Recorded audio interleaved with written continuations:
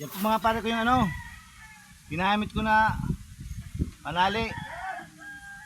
Kasi minsan bibili pa tayo ng mga pako, alpa. O kaya sarado yung hardware. So ito ang paraan. Interior na ginupit.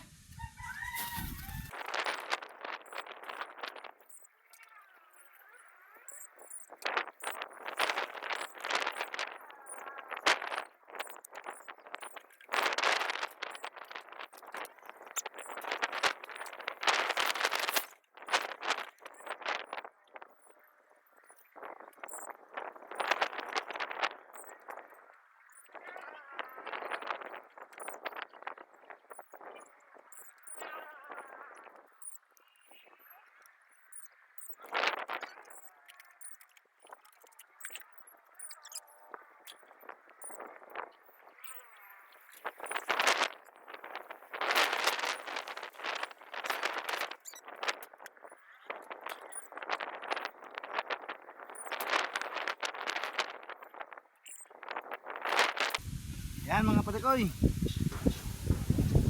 tapos na.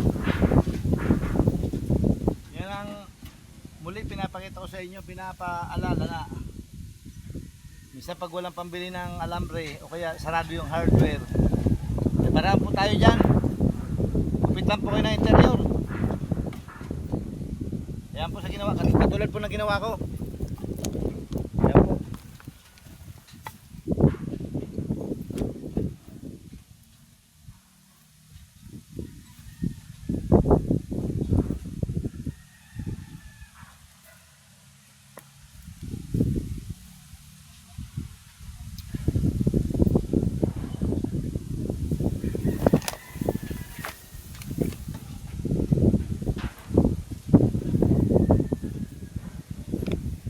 Karamihan po niya mga pare ko, interior lang ginamit ko. Pero pag minsan may mga alanganin naman, gagamit din tayo ng alambre. Yun. Malupitos. Merry Christmas and Happy New Year mga pare ko, mga subscriber ko. Dito po sa kabila tapos na yung bakod, pati sa unahan. Yun po. Yan. Yan.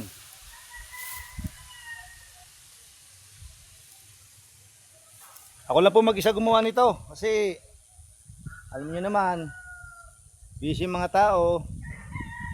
New Year. Sa mga subscriber ko pala, sa mga kaibigan ko, Merry Christmas and Happy New Year. Merry Christmas and Happy New Year. Malupiton.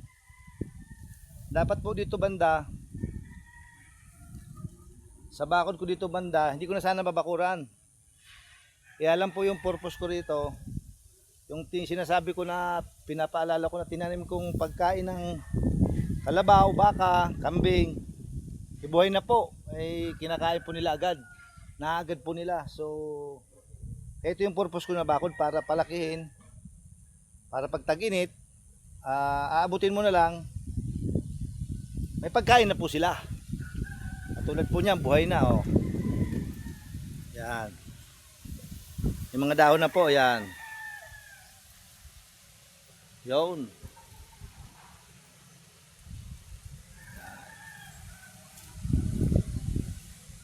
Parang katawan niya po ay parang lubi-lubi. So galing sa kaibigan ko yan doon sa bundok. Nanghingi ako pa unti-unti. Kaya lang nung unang tanim ko, pag tubo ng konti, kinakain nila, tutumba. Inaakyat ng kambing, nasisira.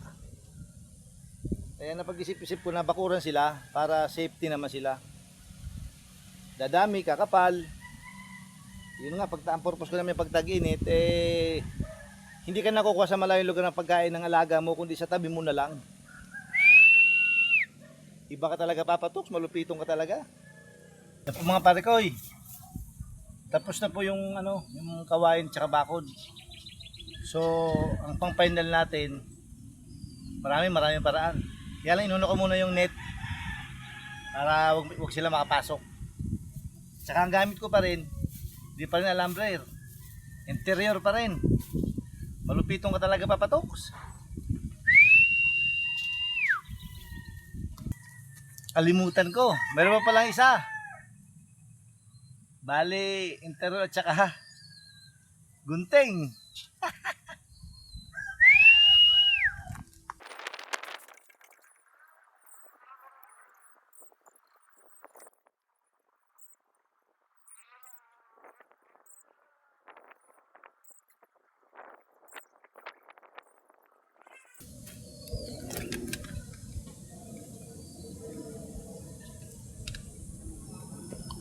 Yan mga parekoy. Natapos ko na rin po. Kaya lang, dito lang banda. Hindi pa tapos lahat. Mahaba pa po. So, yan po yung sinasabi ko na gamit ko na interior po. Yan.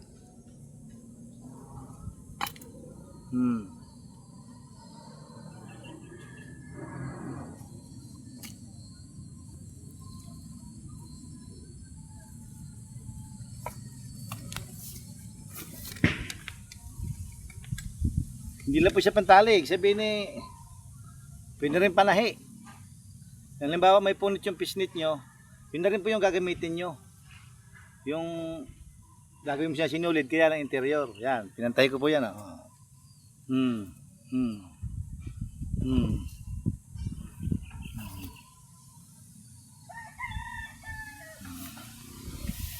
Pantay po, ayan. So yun, mula dun mahaba yung nagawa ni Papa Toks.